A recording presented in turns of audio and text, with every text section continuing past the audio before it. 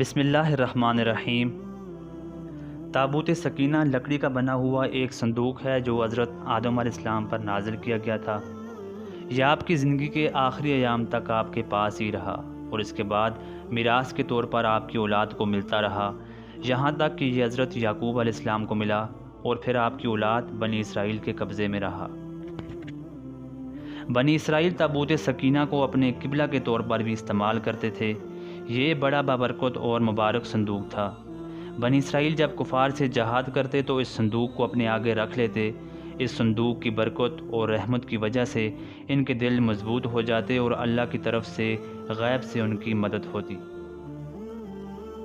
بنی اسرائیل اس صندوق کو وسیلہ بنا کر دعائیں مانگتے جو قبول بھی ہوتی تھی اور ان کی وبائیں اور مصیبتیں ٹل جاتی تھیں۔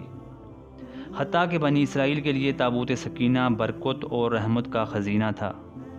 بنی اسرائیل جب طرح طرح کے گناہوں میں مبتلا ہو گئے تو ان کے گناہوں کی نحوست کی وجہ سے قوم عمالقہ کے ایک لشکر نے ان پر حملہ کر دیا۔ اس لشکر نے بنی اسرائیل کے لوگوں کا قتل عام شروع کر دیا اور تمام شہر کو تہس نہس کر دیا۔ وہ لوگ اس صندوق کو اٹھا کر اپنے ساتھ لے گئے اور کہیں پہ پھینک دیا۔ اس بے ادبی کا قوم عمالقہ پر یہ اثر پڑا کہ وہ لوگ طرح طرح کی وباؤں اور بیماریوں میں مبتلا ہو گئے۔ وہ لوگ یہ جان گئے کہ یہ سب اس صندوق کی بے ادبی کی وجہ سے ہو رہا ہے۔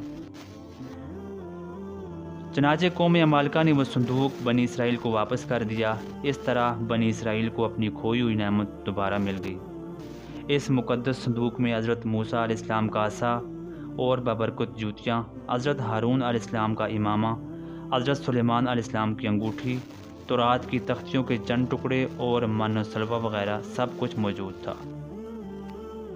حضرت داؤد علیہ السلام کے زمانے تک اس صندوق کو رکھنے کے لیے کوئی خاص انتظام موجود نہیں تھا، بلکہ پڑاؤ والی جگہ پر اس صندوق کو ایک الگ خیمے میں رکھا جاتا۔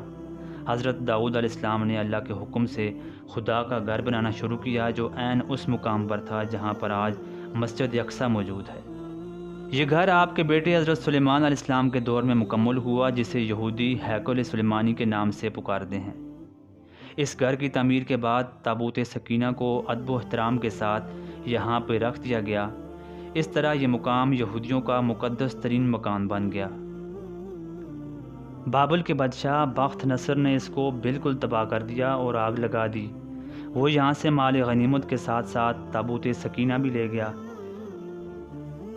اس تباہی کے نتیجے میں آج اصلی ہیکل کی کوئی شے باقی نہیں ہے اور اس تباہی کے دوران تابوت سکینہ کہیں غائب ہو گیا اور اس کا کوئی نشان نہیں ملا۔